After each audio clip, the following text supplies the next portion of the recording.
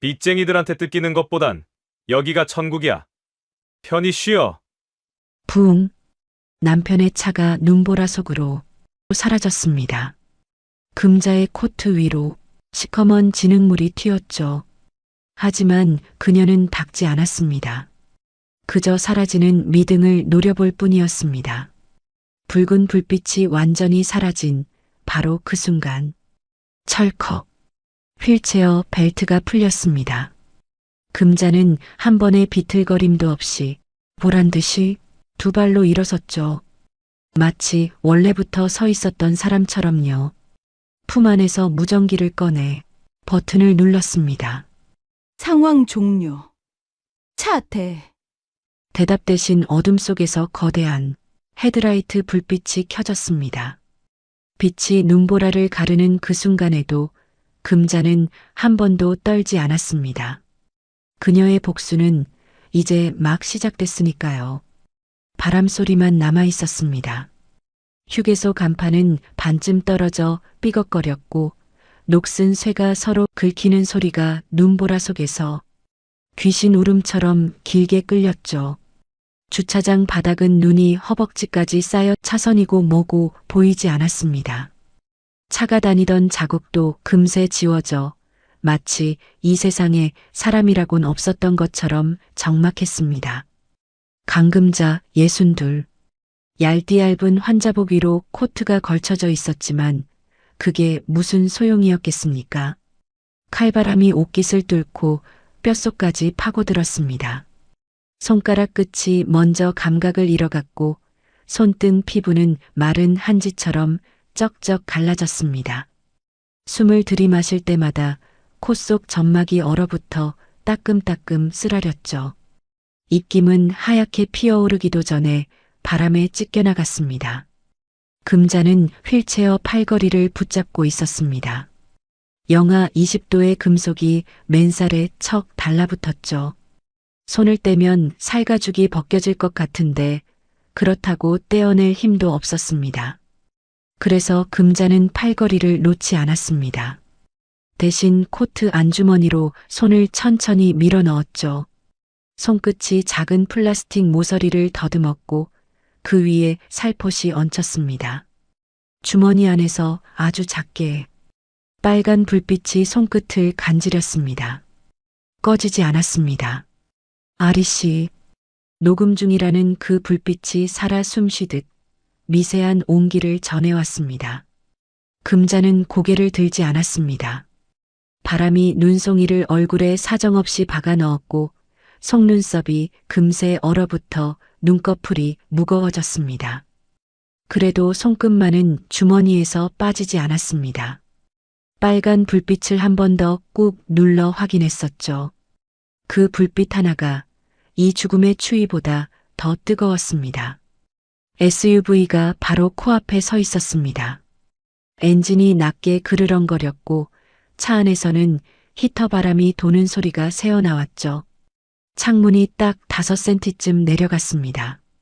따뜻한 공기가 한 줄기 흘러나와 금자의 뺨을 스쳤습니다. 스치고 끝. 다시 칼바람이 그 자리를 덮어버렸습니다. 따뜻함을 맛본 자리가 오히려 더 시렸습니다.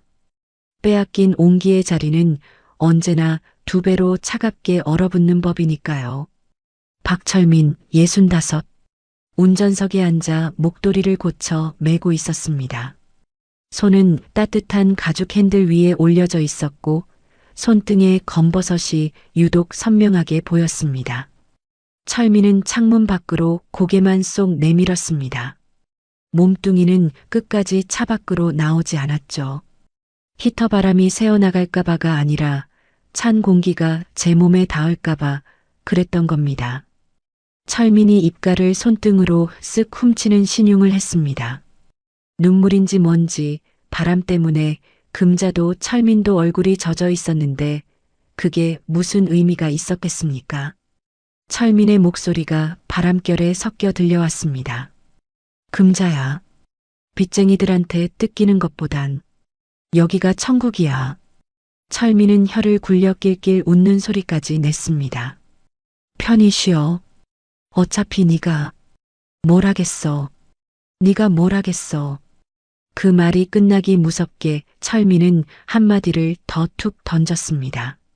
사람이 말이야 젊을 때 배운 게 없으면 늙어서도 티가 나. 고집만 세 가지고 근본이 없으니까 끝까지 눈치를 못 채는 거야. 바람이 그 말을 더 날카롭게 깎아 금자의 고막 깊숙이 박아 넣었습니다. 금자는 고개를 조금만 들었습니다. 눈물이 떨어지는 대신 속눈썹에 붙은 눈송이를 한번 깜빡여 털어냈을 뿐이었죠. 입술은 꽉 다물려 있었고 갈라진 입술 끝에서 피가 맺혔습니다. 금자는 손을 주머니 밖으로 꺼내지 않았습니다. 주머니 안에서 아리씨 불빛에 손끝을 얹은 채였죠.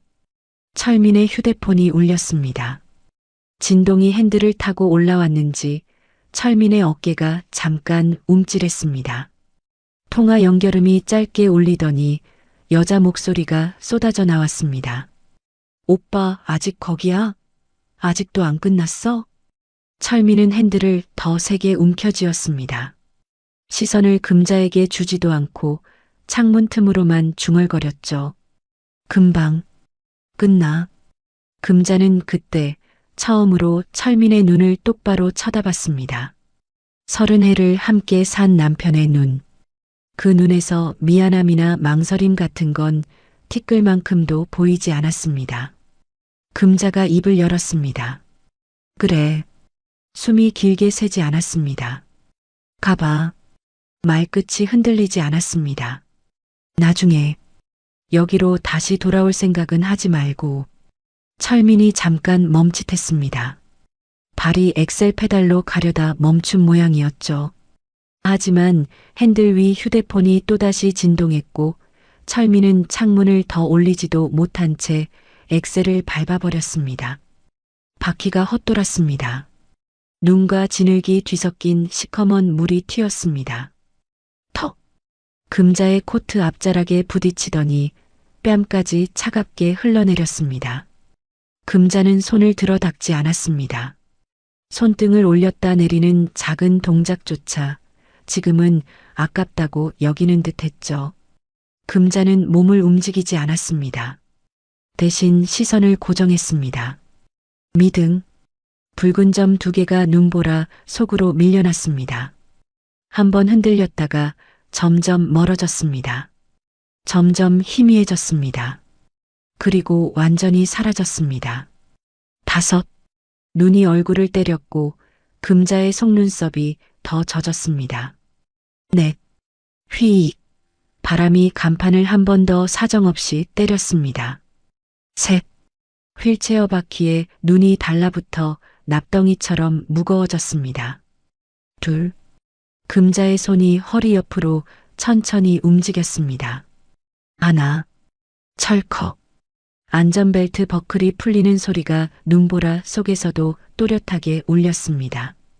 금자는 버클을 쥔 손을 바로 놓지 않았습니다. 손가락이 꽁꽁 얼어붙어 놓는 동작이 한 박자 늦었죠.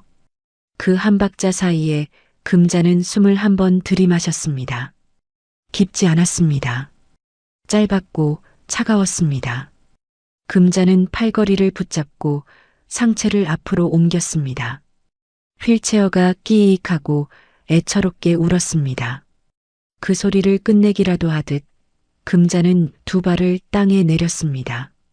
눈이 얇게 얼어 미끄러운 바닥이었고 발바닥이 먼저 움찔했습니다.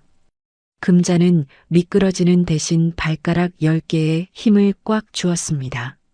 코트 자락이 바람에 들리며 다리를 스쳤습니다. 무릎이 펴졌습니다. 한 번에 펴지지 않아 잠깐 멈췄다가 다시 금자는 서 있었습니다. 휠체어는 옆에 쓸쓸히 남아 있었습니다. 금자는 그것을 한번 내려다보고 발끝으로 툭 밀었습니다. 세게 차지 않았습니다. 그냥 밀었을 뿐이죠. 그래도 바퀴가 눈 위에서 헛돌며 옆으로 기울더니 푹 하고 힘없이 쓰러졌습니다. 금자는 그 소리를 확인하고 고개를 돌렸습니다. 이제 필요 없어. 말이 크지 않았습니다. 바람이 가져가도 상관없는 목소리였죠.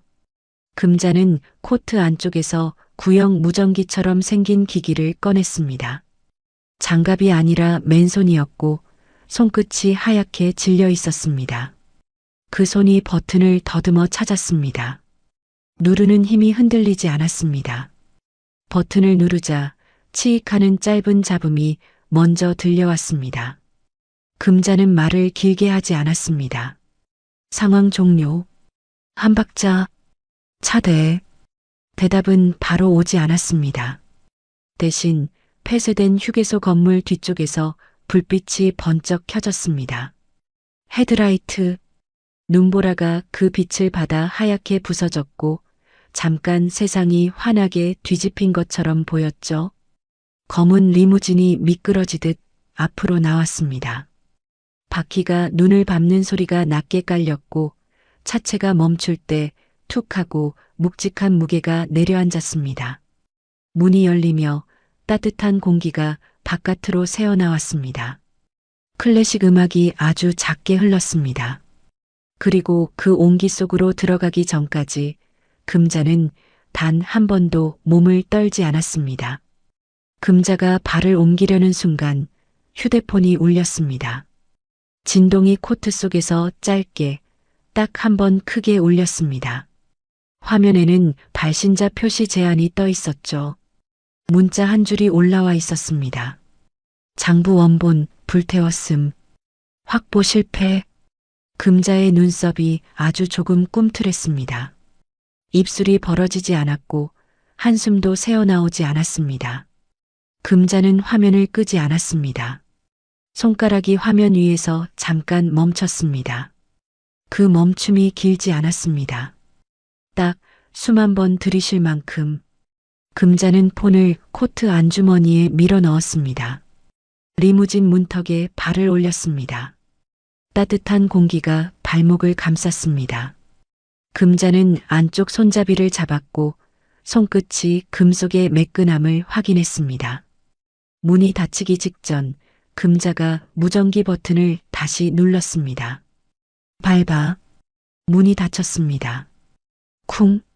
차 안의 따뜻한 공기가 완전히 봉인되는 소리였습니다. 문이 닫히자마자 세상이 바뀌었습니다. 칼날처럼 날선 바람 소리가 툭 끊기고 대신 부드러운 클래식 선율이 귓속을 채웠죠. 차 안은 따뜻하다 못해 훈훈했습니다. 영하 20도에서 영상 24도. 그 급격한 온도 차이에 금자의 얼어붙은 피부가 따끔따끔 바늘로 찌르듯 깨어나기 시작했습니다. 회장님 고생하셨습니다. 운전석과 분리된 뒷좌석 칸막이가 내려가진 않았지만 인터폰을 통해 김 실장의 목소리가 차분하게 들려왔습니다.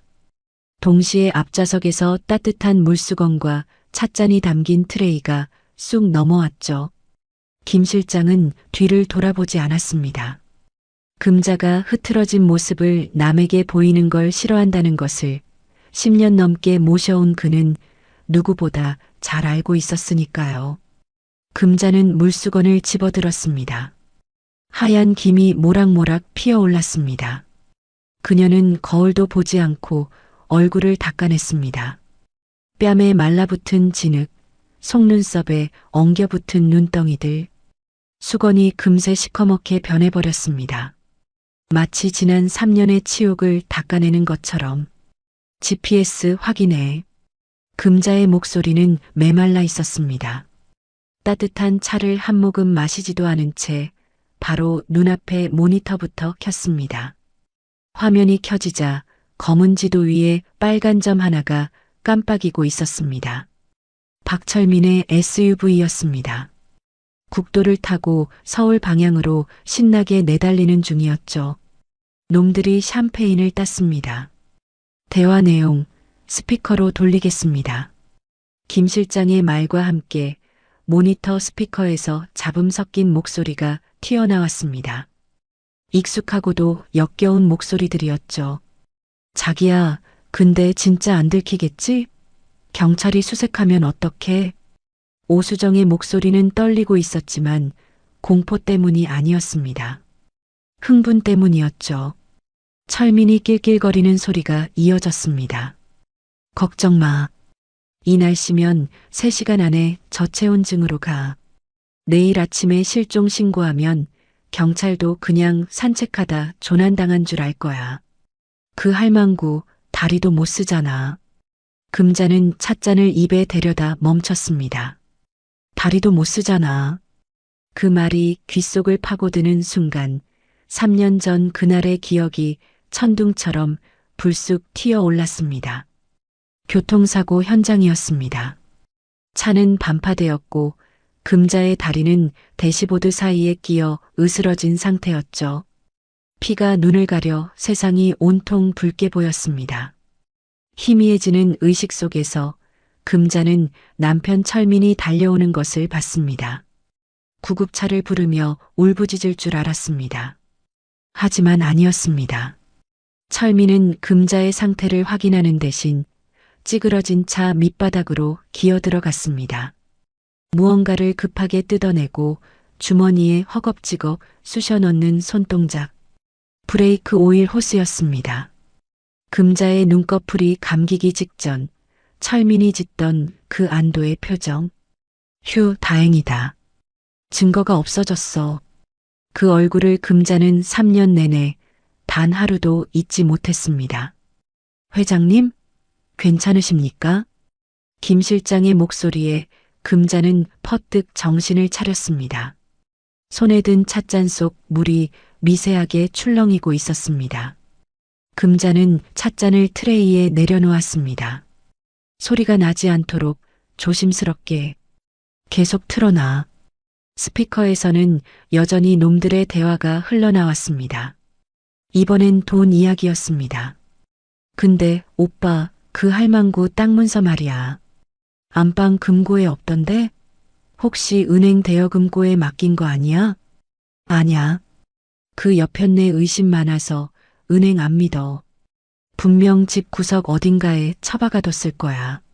낡은 장롱 밑이나 뭐 그런데. 배운 게 없으니까 은행 시스템을 모르는 거지. 금자의 입꼬리가 살짝 비틀렸습니다. 철민은 30년을 함께 살았으면서도 금자를 몰라도 너무 몰랐습니다. 의심이 많아서 은행을 안 믿는 게 아니었습니다. 은행보다 더 안전한 곳. 바로 자신의 힘을 믿었던 것이었죠.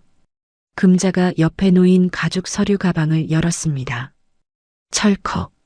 가방 안에는 현금 다발 대신 낡고 손때 묻은 장부들이 빼곡히 차 있었습니다. 겉표지에는 아무것도 적혀 있지 않았지만 첫 장을 넘기면 선명한 붉은 도장이 찍혀 있었죠. 강금자 대부. 그녀는 평범한 가정주부가 아니었습니다. 명동 사채시장에서 현금 마녀로 불리던 큰손. 철민이 사업 자금이랍시고 밖에서 끌어다 쓴 사채 빚 30억. 그 돈줄의 종착지가 바로 자기 마누라라는 걸 철민은 꿈에도 상상 못하고 있었던 겁니다. 회장님, 보고 드릴 게 있습니다. 김 실장의 목소리가 평소보다 한 톤 낮게 깔렸습니다. 백미러로 보이는 그의 눈매가 날카롭게 빛났죠. 박철민이 가져간 비밀 장부 원본 말입니다. 불태운 줄 알았는데 아니었습니다. 금자의 손이 멈췄습니다. 비밀 장부. 그건 단순히 금자의 사채 거래 내역이 아니었습니다. 금자가 관리하는 정재계 인사들의 약점이 담긴 일종의 보험 증서 같은 것이었습니다. 만약 그게 밖으로 새어나간다면 금자의 사업은 물론이고 목숨까지 위태로워질 수 있는 물건이었죠. 확보 실패 문자, 그거였어? 네. 놈이 머리를 굴렸습니다. 그냥 태우기엔 아까웠나 봅니다. 인천 항구 쪽 독사파에게 넘기기로 했답니다. 3억 받기로 하고요. 금자가 헛웃음을 터뜨렸습니다. 자기 마누라 죽이고 챙길 보험금 50억도 모자라서 마누라의 목숨 줄인 장부까지 팔아먹으려는 신보라니. 욕심이 목구멍까지 차오른 짐승이 따로 없었습니다. 거래 시간은 오늘 밤 10시 인천 제3부두 폐창고입니다. 놈은 서울로 가는 척하다가 외곽 순환도로 타고 빠질 겁니다. 금자는 손목시계를 확인했습니다. 오후 8시 40분. 여기서 인천까지는 아무리 밟아도 1시간 30분.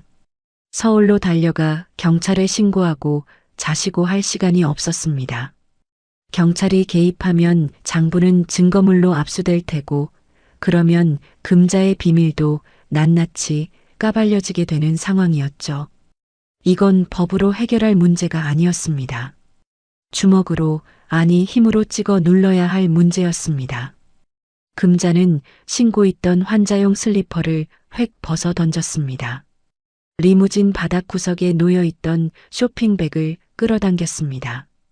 그 안에는 반짝이는 검은색 가죽 부츠와 정장이 들어 있었습니다. 환자복을 벗고 전투복으로 갈아입을 시간이었습니다. 경찰서 취소해. 금자의 목소리에 쇳소리가 섞였습니다. 김 실장이 바로 핸들을 꽉 쥐는 게 느껴졌습니다. 핸들 꺾어. 인천으로 간다. 알겠습니다. 리무진이 거칠게 유턴했습니다. 타이어가 눈길을 긁으며 끼익 날카로운 비명을 질렀습니다. 차체가 휘청거렸지만 금자는 미동도 하지 않고 부츠 지퍼를 올렸습니다. 직! 지퍼 올라가는 소리가 마치 탄창을 끼우는 소리처럼 서늘하게 울렸습니다. 금자는 모니터 속 빨간 점을 매섭게 노려보았습니다. 철민의 차는 이미 톨게이트를 지나 속도를 높이고 있었습니다. 밟아. 놈보다 1초라도 늦으면 김 실장 네가 옷 벗어야 할 거야. 걱정 마십시오. 20분 단축하겠습니다.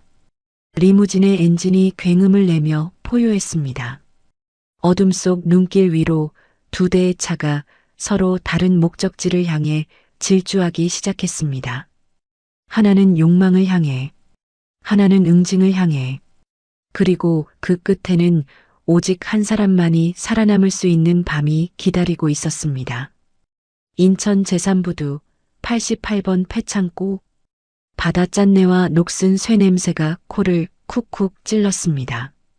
천장에 매달린 낡은 백열전구가 바람에 흔들릴 때마다 창고 안그림자들이 귀신처럼 길어졌다가 짧아지기를 반복했었죠. 어디선가 쥐 달리는 소리가 바스락거렸고 찬바람이 녹슨 셔터 틈을 비집고 들어와 휘익 울부짖었습니다. 창고 중앙 기름때 묻은 드럼통 위에 낡은 가죽 가방 하나가 놓여 있었습니다. 그 주위를 둘러싼 건장한 사내 5명. 손등에 문신이 새파랗게 박혀 있었고 입에서는 담배 연기가 뿜어져 나왔죠. 인천 바닥에서 악질 중에 악질로 소문난 독사파 조직원들이었습니다. 야, 박철민 그 새끼는 왜 안 와? 물건만 보내고 지는 코빼기도 안 비치네. 독사파 두목, 독사가 바닥에 침을 탁 뱉으며 투덜거렸습니다. 목에 뱀 문신이 또아리 틀고 있었고 눈빛이 그 이름처럼 음침하게 빛났죠. 맞은편에는 철민의 심부름꾼인 양아치 하나가 벌벌 떨며 서 있었습니다. 겨울인데도 이마에 땀이 송글송글 맺혀 있었죠. 저기 박 사장님은 급한 일이 있으셔서 대신 돈만 확인하고 물건 넘겨주라고. 독사가 턱짓하자 부하 하나가 드럼통 위 가방을 벌컥 열었습니다. 현금 3억, 5만원권 다발이 빼곡했습니다. 지폐 냄새가 창고 안에 퍼졌고 심부름꾼의 눈이 휘둥그레졌습니다. 저 돈이면 평생 일 안 해도 되겠다는 생각이 얼굴에 그대로 적혀 있었죠. 그때였습니다. 창고 밖에서 육중한 엔진 소리가 들려왔습니다. 트럭도 아니고 승용차도 아닌 아주 낮고 묵직한 배기음이었죠. 마치 거대한 짐승이 숨을 몰아쉬는 것처럼. 뭐야? 짭새야? 독사가 칼을 번쩍 빼들며 문 쪽을 노려보았습니다. 부하들도 쇠파이프와 강목을 허겁지겁 집어들고 긴장했었죠. 심장이 쿵쾅거리는 소리가 서로에게 들릴 지경이었습니다. 하지만 문이 열리기도 전에 엄청난 굉음이 먼저 터졌습니다. 쾅! 녹슨 철문이 종이장처럼 구겨지며 안쪽으로 날아들어왔습니다. 검은색 리무진의 앞범퍼가 창고 입구를 박살내고 들이닥친 상황. 헤드라이트 불빛이 창고 안을 대낮처럼 휘황하게 밝혔습니다. 으악! 뭐야? 건달들이 눈을 가리며 뒤로 낮아빠졌습니다. 리무진은 드럼통 바로 1미터 앞에서 급정거했죠. 기익! 타이어 타는 냄새가 훅 코를 찔렀습니다. 운전석 문이 열리고 김 실장이 내렸습니다. 185cm의 거구. 말끔한 정장 차림이었지만 걷어붙인 소매 아래로 보이는 팔 근육이 울퉁불퉁 터질 듯 했습니다. 그는 아무 말 없이 뒷좌석 문을 열었습니다. 또각, 또각. 구두 굽소리가 창고 바닥을 울렸습니다. 건달들은 침을 꿀꺽 삼켰습니다. 차에서 내린 사람은 남자가 아니었습니다. 검은색 정장을 입고 어깨에 코트를 걸친 은발의 여인. 감금자였습니다. 그녀는 휠체어 따위는 필요 없다는 듯 허리를 꼿꼿이 세우고 걸어 나왔습니다. 한 손에는 지팡이를 들고 있었지만 의지하는 용도가 아니었습니다. 마치 무기처럼 꽉 쥐고 있었으니까요. 누구야? 아줌마는 독사가 칼을 휘두르며 소리쳤습니다. 금자는 대답 대신 드럼통 위에 놓인 장부 가방을 눈짓으로 가리켰습니다. 내 거 찾으러 왔다. 목소리에 고저가 없었습니다. 마치 겨울 호수의 얼음장처럼 평평하고 차가웠죠. 독사가 어이없다는 듯 푸으후 웃음을 터뜨렸습니다. 이 할망구가 돌았나? 야, 처리해. 부하 2명이 쇠파이프를 들고 금자에게 달려들었습니다. 김 실장이 나서려 했지만 금자가 손을 들어 제지했습니다. 그리고 지팡이를 들어 올렸습니다. 퍽! 둔탁한 소리와 함께 앞서 달려오던 놈이 숨이 턱 막힌 듯 바닥으로 고꾸라졌습니다. 동시에 금자는 몸을 살짝 틀어 뒤따라오던 놈의 다리를 구두굽으로 강하게 걷어찼습니다.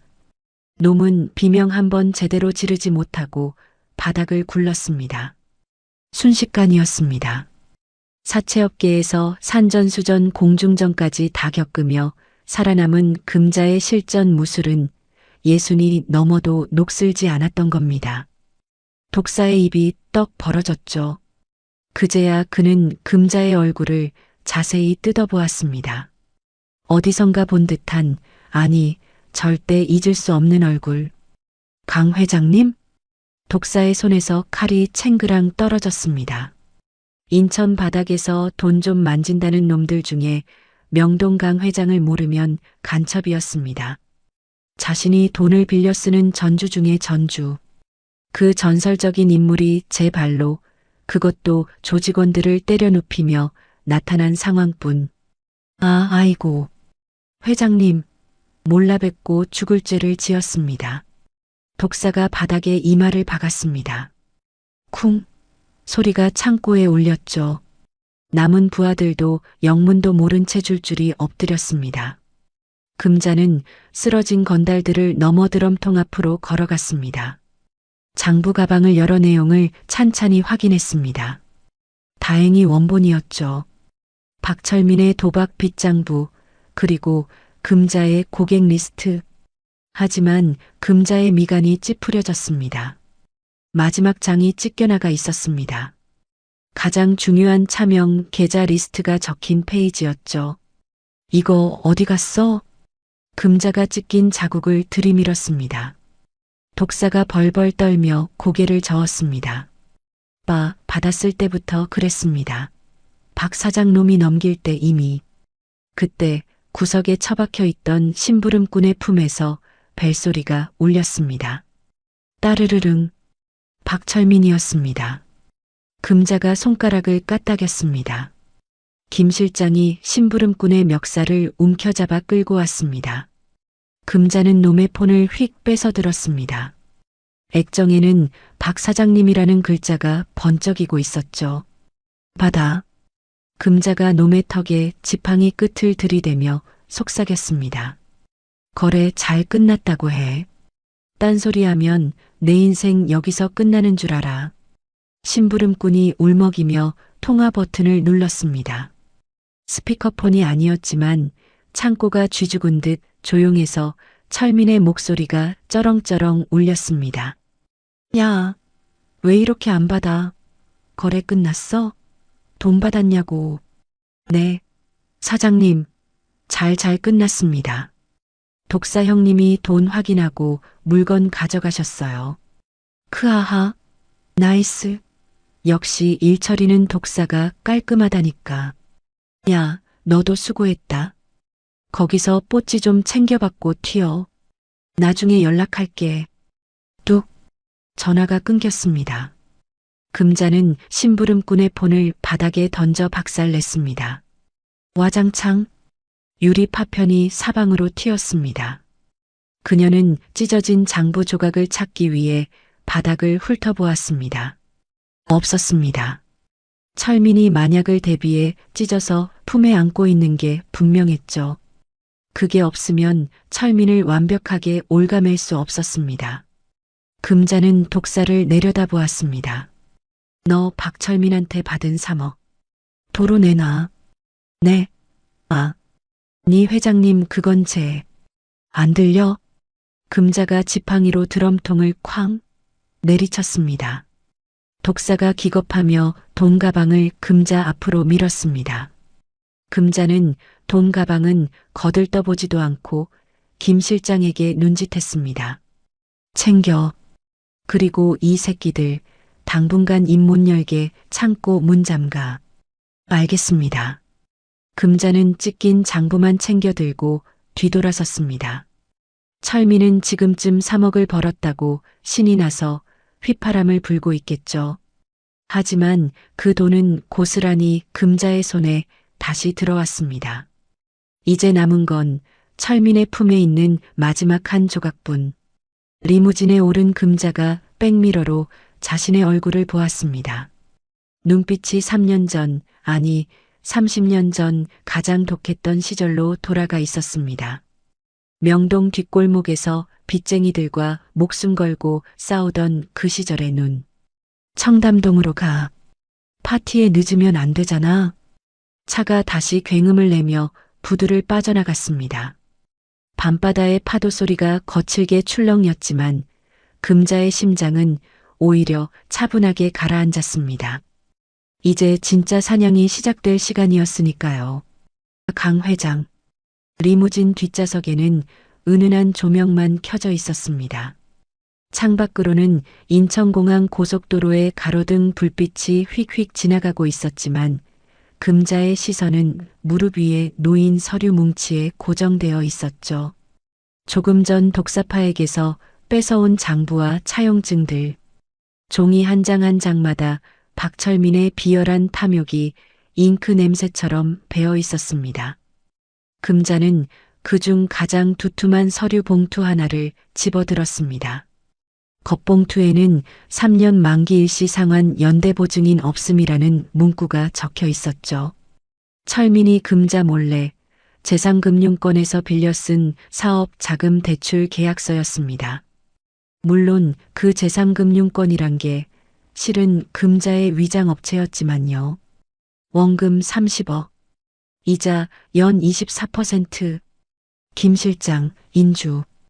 금자의 짧은 지시에 앞좌석에서 작은 주머니가 쑥 넘어왔습니다. 금자는 뚜껑을 열었습니다. 붉고 끈적한 인주가 번들거렸죠. 그녀는 품에서 옥으로 깎은 도장을 꺼냈습니다. 강금자. 그 이름 석자가 새겨진 이 도장은 사채업계에서는 저승사자의 명부나 다름없었습니다. 이 도장이 찍힌 차용증을 받으면 웬만한 재력가도 밤잠을 설쳤으니까요. 금자는 계약서 하단의 채권량도 양수계약란을 펼쳤습니다. 이미 양도인, 그러니까 위장업체 바지사장의 서명은 되어 있었습니다. 이제 양수일란의 도장만 찍으면 이 30억 빚의 주인은 공식적으로 감금자가 되는 상황뿐. 그녀는 망설이지 않았습니다. 도장에 인주를 듬뿍 묻혔습니다. 그리고 종이 위에 힘껏 내리눌렀습니다. 쿵! 종이 섬유가 눌리는 미세한 소리와 함께 선명한 붉은색 이름이 찍혔습니다. 이 도장 하나로 박철민은 더 이상 금자의 남편이 아니었습니다. 갚지 못하면 신장이라도 내놓아야 할 악성 채무자가 된 것이었죠.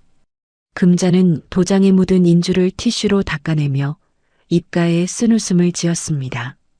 30년을 함께 산 대가가 고작 이 종이 쪼가리 한 장이라니.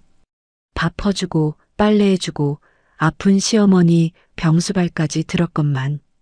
사랑도 의리도 아닌 오직 돈으로만 묶여버린 관계가 서글펐습니다. 하지만 동시에 후련했죠. 이제 놈을 올가맬 목줄은 금자의 손에 쥐어졌으니까요. 도착까지 얼마나 남았지? 20분입니다. 청담대교 진입했습니다. 금자는 창문을 살짝 내렸습니다.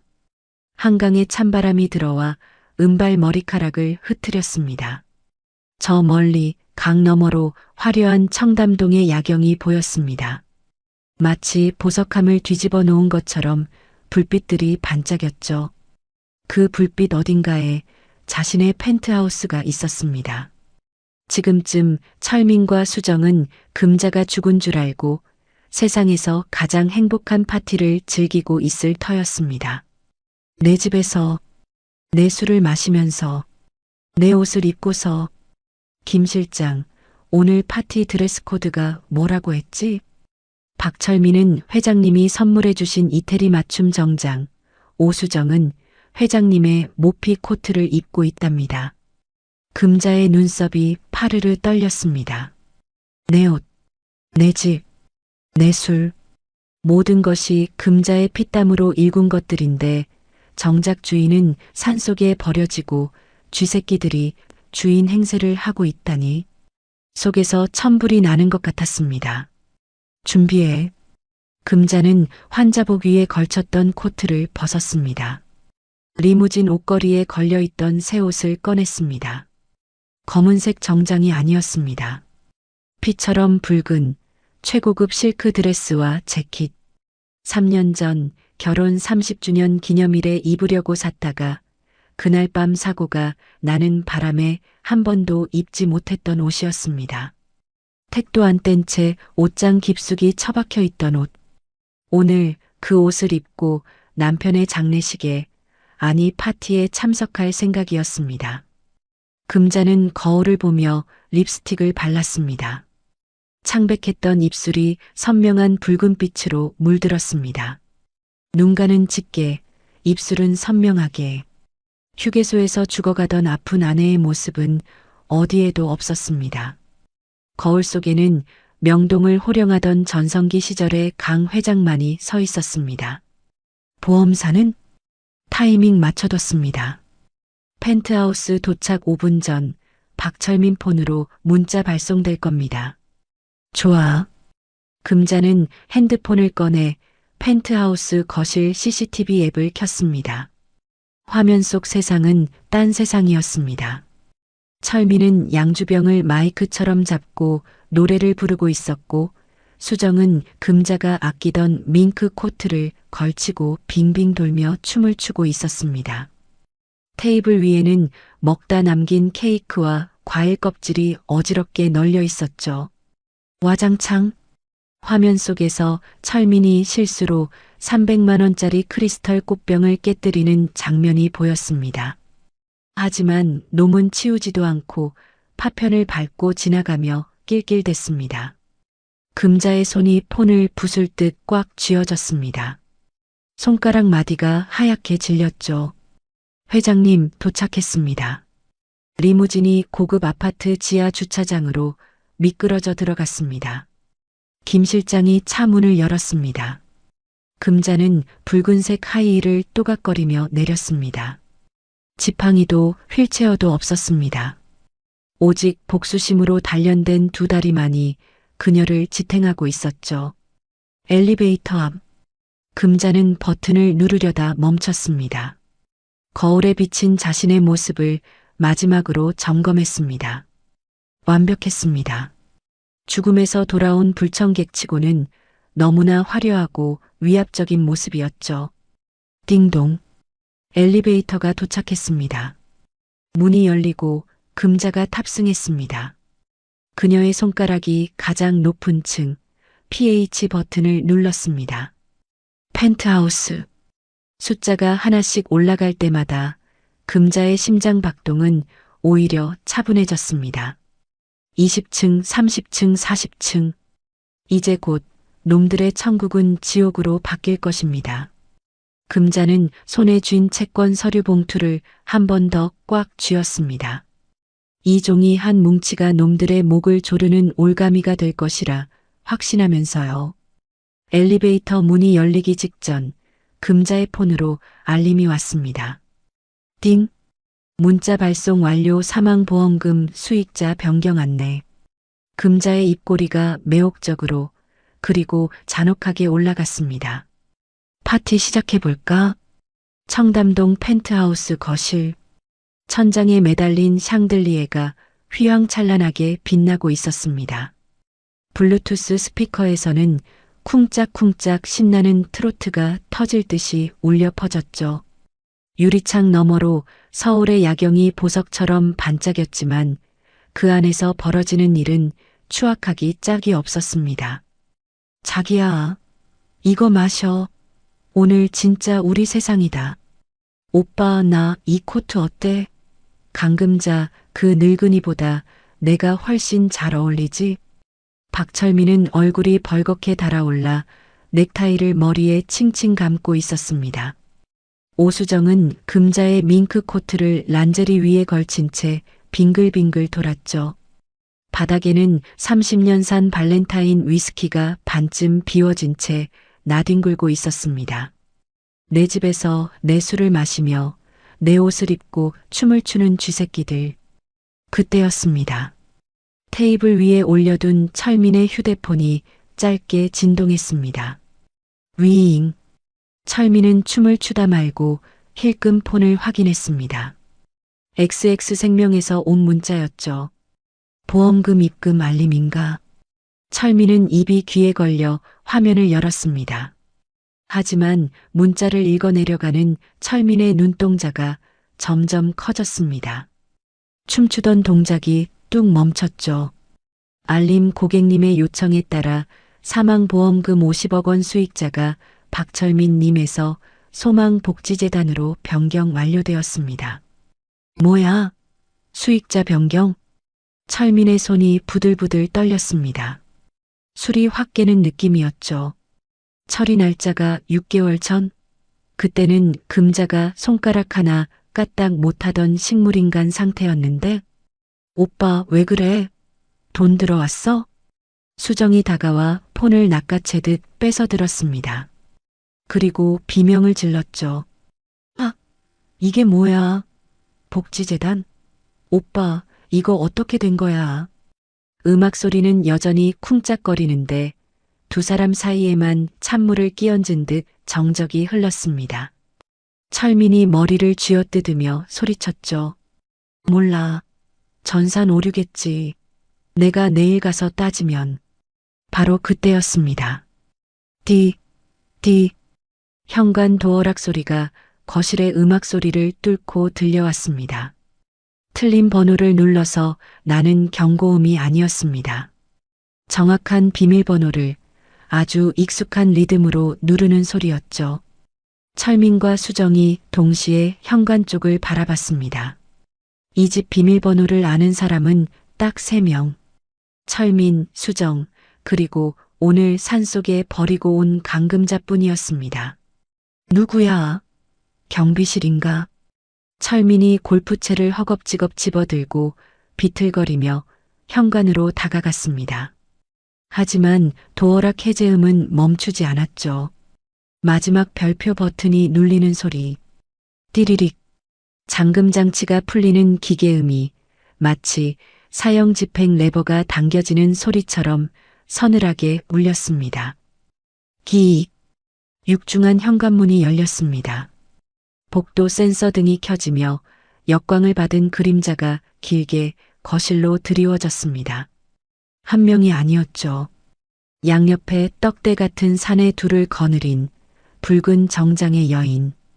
철민은 골프채를 놓쳤습니다. 퉁, 탕.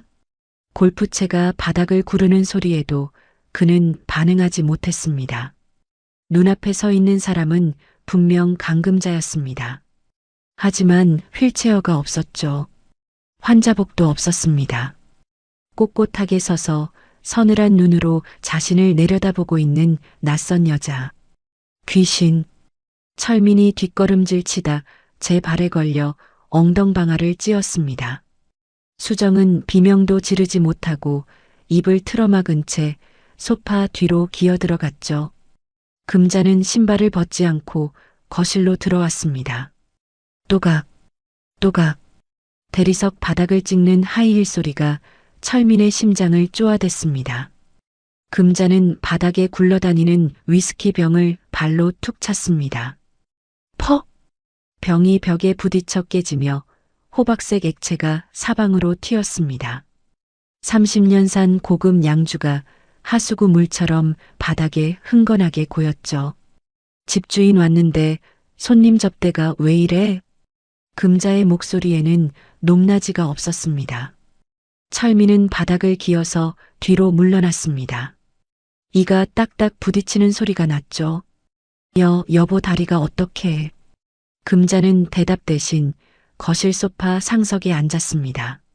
수정이 숨어있던 바로 그 자리였죠.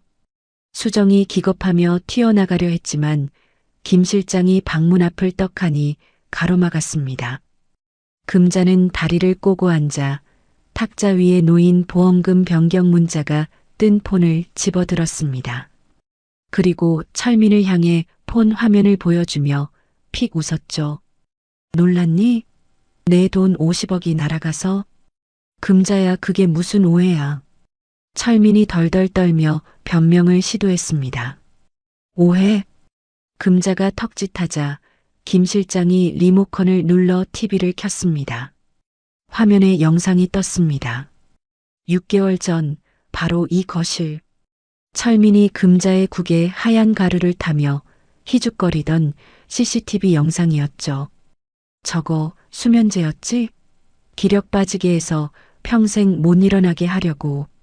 철민의 입이 떡 벌어졌습니다. 자신이 했던 모든 짓이 이 집 구석구석 숨겨진 눈에 의해 기록되고 있었다니. 그는 자신이 사냥꾼인 줄 알았지만 사실은 철저하게 관찰당하는 실험쥐였던 겁니다. 금자는 영상이 나오는 TV를 향해 리모컨을 휙 던져버렸습니다. 팍! 액정에 금이 가며 화면이 지직거렸습니다. 너희들이 내 집에서 뒹굴 때 내가 무슨 생각했는지 알아? 금자가 몸을 숙여 철민의 눈을 똑바로 쳐다봤습니다. 그녀의 눈동자 속에는 분노보다 더 무서운 차가운 경멸이 서려 있었죠. 언제 죽여야 가장 고통스러울까? 딱 그 생각 하나로 버텼어. 철민은 숨조차 쉴 수 없었습니다. 살려달라는 말조차 목구멍에서 나오지 않았죠. 눈앞에 있는 여자는 자신의 아내가 아니었습니다. 지옥에서 기어 올라온 복수의 화신, 그 자체였습니다. 거실에는 TV 액정이 깨지는 소리의 여운만이 날카롭게 남아 있었습니다. 박철민은 바닥에 주저앉은 채 깨진 화면과 금자의 얼굴을 번갈아 쳐다보고 있었죠.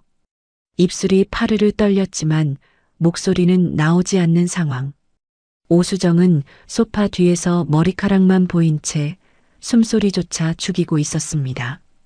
금자는 테이블 위에 놓인 담배갑을 집어들었습니다. 철민이 피우다 만 담배였죠. 그녀는 담배 한 개비를 꺼내 입에 물지 않고 손가락 사이에서 빙글빙글 돌렸습니다. 그 단순한 동작 하나에도 철민은 움찔하며 몸을 웅크렸죠. 왜? 내가 불이라도 붙일까봐 겁냐니? 금자가 담배를 반으로 뚝 분질러 재떨이에 던졌습니다. 그리고 김 실장에게 손을 내밀었습니다. 김 실장은 기다렸다는 듯 두툼한 서류 봉투 하나를 금자의 손에 쥐어주었죠. 누런 봉투 겉면에는 수사 의뢰서 1차 증거물이라고 적혀 있었습니다. 자, 이제 팩트 체크 좀 해볼까? 금자가 봉투를 뒤집어 내용물을 테이블 위에 쏟았습니다.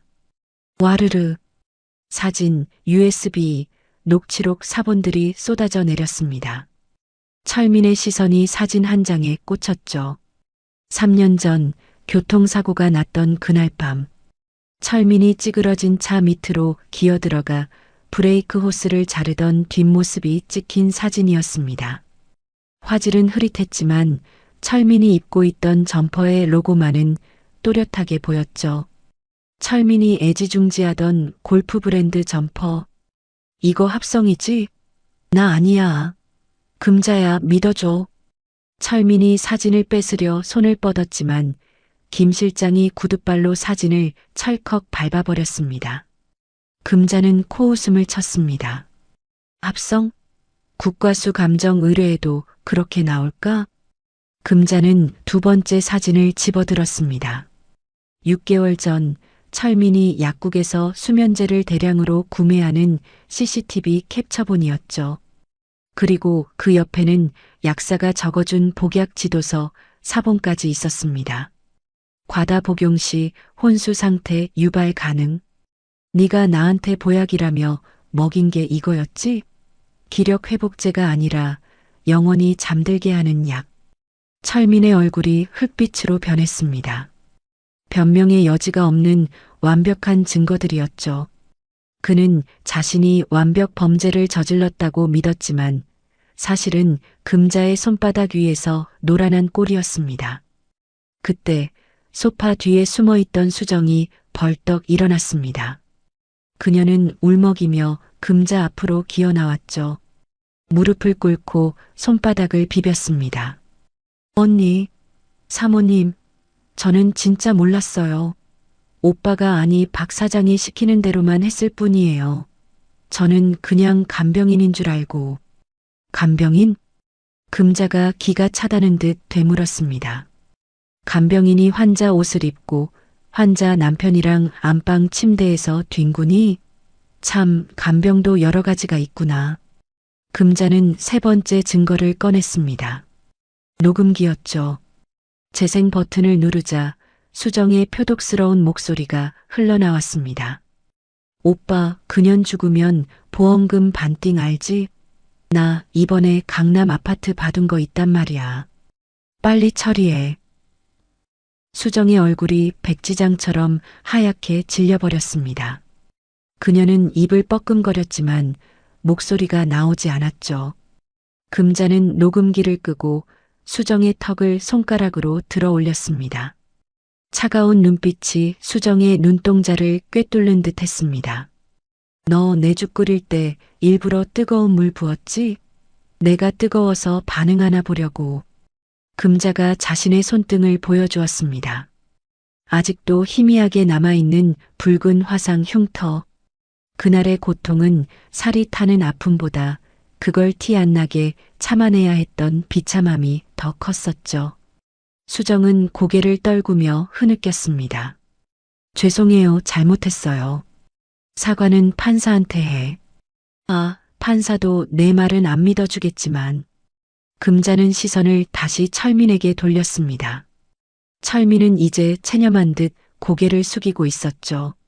하지만 그의 눈동자는 여전히 굴러가고 있었습니다. 어떻게든 빠져나갈 구멍을 찾는 비열한 생존 본능뿐.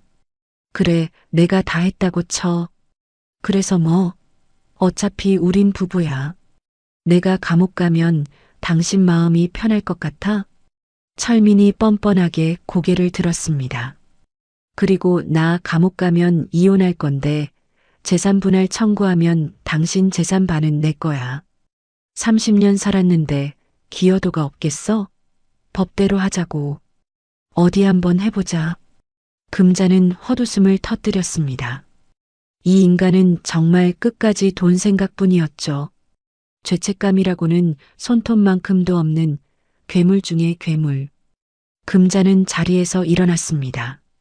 그리고 철민을 내려다보며 마지막 카드를 꺼내 들었습니다. 재산 분할이라니. 꿈도 야무지네. 금자가 김 실장에게 눈짓했습니다. 김 실장은 가방에서 또 다른 서류 뭉치를 꺼냈습니다.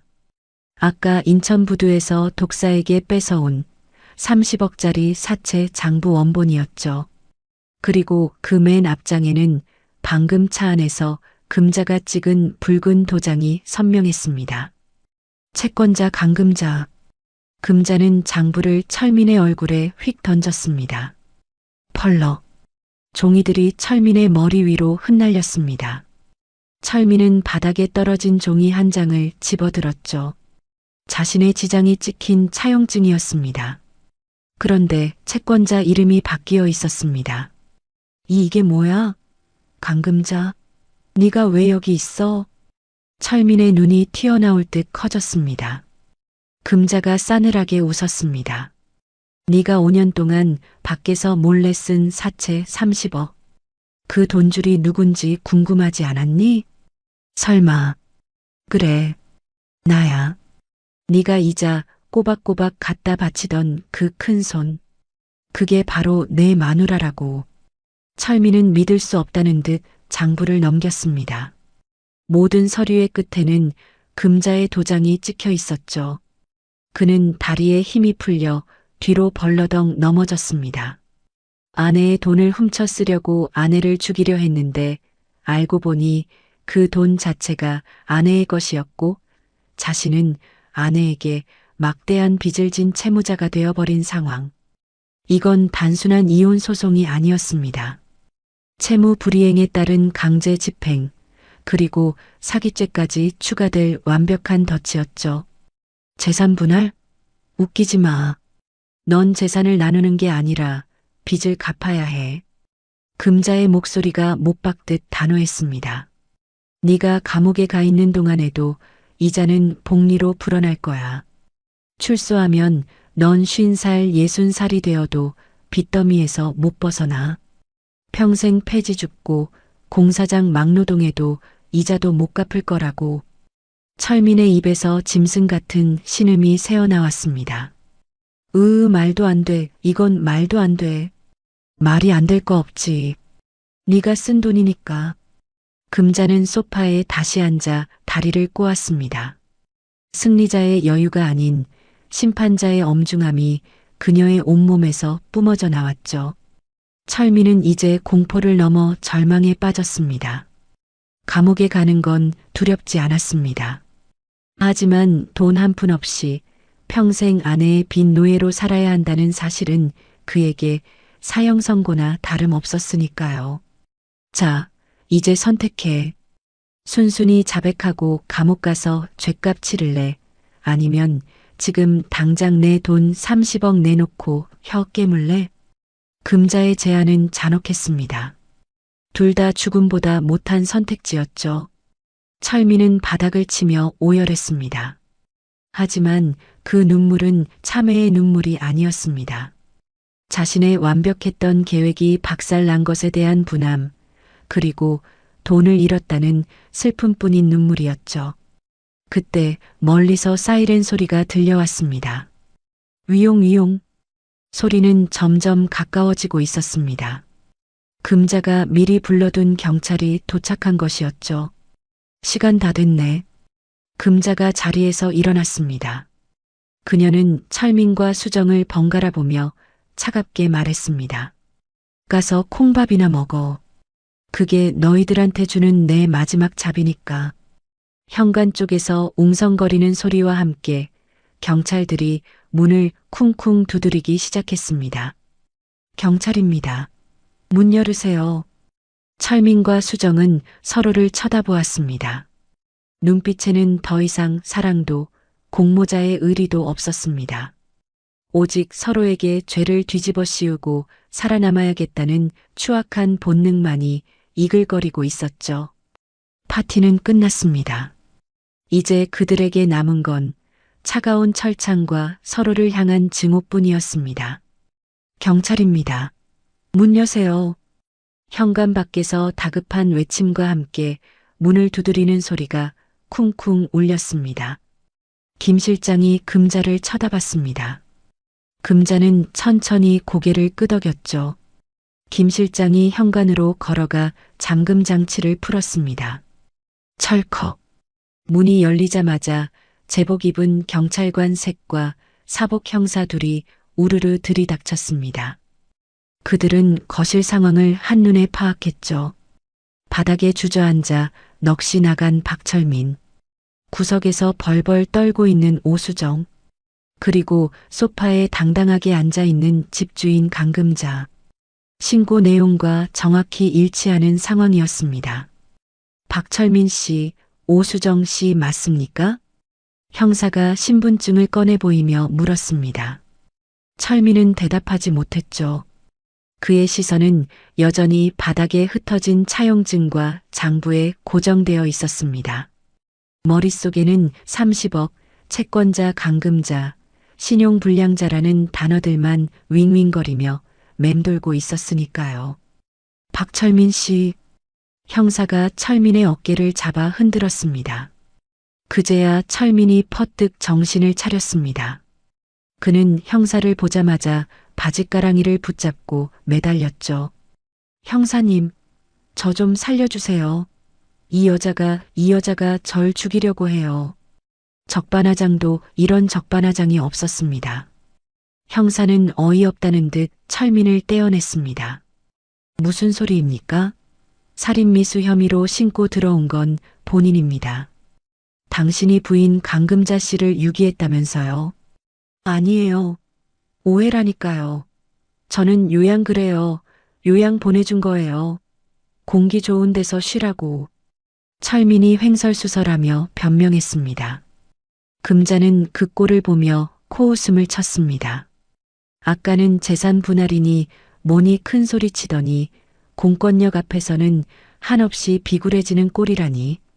걔도 웃을 노릇이었죠. 형사님, 여기 증거물입니다. 김 실장이 금자가 챙겨둔 서류 봉투와 녹음기를 형사에게 건넸습니다. 피해자 진술서랑 현장 녹취록, 그리고 피의자들이 범행을 모의한 CCTV 영상까지 다 들어 있습니다. 형사가 증거물을 찬찬히 훑어보더니 고개를 끄덕였습니다. 확실하네요. 박철민 씨, 오수정 씨, 특수상해 및 유기치상, 살인미수 혐의로 긴급 체포합니다.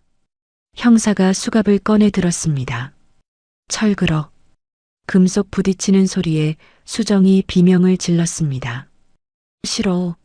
난 안 했어. 난 그냥 시키는 대로 했을 뿐이라고. 수정이 철민을 손가락질하며 소리쳤습니다. 저 인간이 다 꾸민 거야. 보험금 50억 받으면 나한테 강남 아파트 사준다고 꼬셨다고. 난 죄 없어. 야. 철민이 눈을 부라리며 수정에게 달려들었습니다. 네가 먼저 죽이자고 했잖아. 약 타먹이자고 한 것도 너고 뜨거운 물 부은 것도 너잖아. 이게 어디서 뒤집어 씌워? 녹음기에 다 찍혔어. 네가 약 타는 거. 두 사람은 철창을 사이에 두고 서로에게 침을 뱉으며 싸워댔습니다. 사랑한다며 샴페인을 터뜨리던 게 불과 몇 시간 전인데 이제는 불구대천의 원수가 되어 으르렁거리는 꼴이라니. 사랑이 뭔지 의리가 뭔지 저런 것들은 알기나 하는 건지. 경찰들이 달려들어 두 사람을 떼어놓느라 거실은 순식간에 아수라장이 되었습니다. 금자는 그 난장판을 조용히 지켜보고 있었습니다.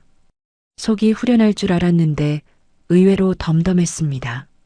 마치 남의 집 불구경하듯 아무런 감정도 들지 않았죠. 이제 저들과의 인연은 정말로 끝났다는 안도감만이 찾아왔을 뿐. 형사들이 두 사람을 끌고 나갔습니다.